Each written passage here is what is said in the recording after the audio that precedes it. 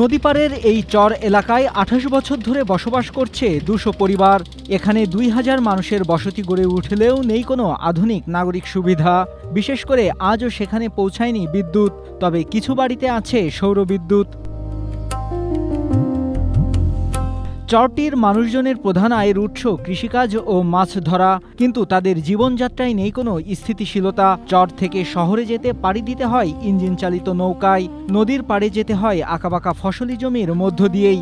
শিক্ষার অভাবে পিছিয়ে পড়ছে এখানকার শিশুরা, অনেকেই বিদ্যালয়ে যেতে পারে না, ফলে বাড়ছে নিরক্ষরতার হার।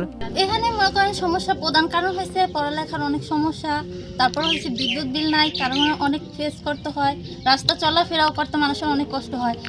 স্ট্রবেরি সুপার ডটেড ও ক্লাসিক ভ্যারিয়েন্ট সেন্সেশন জাগুক শিহরণ। বর্ষাকালে মনে করেন অনেক পানি থাকে, যেতে পারে না। আর তারপরে একটা মানুষ যদি অসুস্থ থাকে অনেক দূরে মনে করেন যে সেই ঢাকা যেতে হয়। এ দৃশ্য মাদারীপুরের শিবচর উপজেলার চর জানাজা ইউনিয়নের সামিদ খান কান্দি এলাকার। একসময় এখানে বসবাসকারী বাসিন্দাদেরও নিজস্ব ভিটেমাটি ফসলি জমি ছিল। পদ্মার ভাঙনে সব হারিয়ে প্রায় ৩ দশক ধরে সরকারি জমিতে বসবাস করছেন তারা।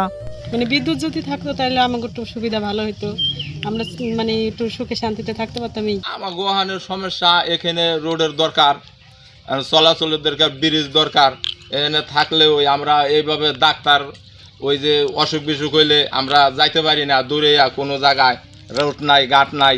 চরের মানুষদের জীবনমান উন্নয়নে অগ্রাধিকার ভিত্তিতে কাজ করার চেষ্টা চলছে বলে জানান শিবচর উপজেলা নির্বাহী কর্মকর্তা এইচ.এম. ইবনে মিজান। যখনই আমাদের কোনো সরকারি বরাদ্দ আসে আমি তখনই প্রত্যেকটা বরাদ্দের ক্ষেত্রে উপজেলা নির্বাহী অফিসারের যদি কোনো থাকে, জুরিসডিকশন থাকে, যে তার নিজের বরাদ্দ হিসেবে দেওয়ার যদি কোনো এখতিয়ার থাকে, আমি সেই সবগুলোই চরাঞ্চলে দেওয়ার চেষ্টা করি। পর্দার চরের এই মানুষেরা উন্নয়নের ছোঁয়া থেকে বঞ্চিত থাকলেও আশায় বুক বেঁধে আছেন তারা।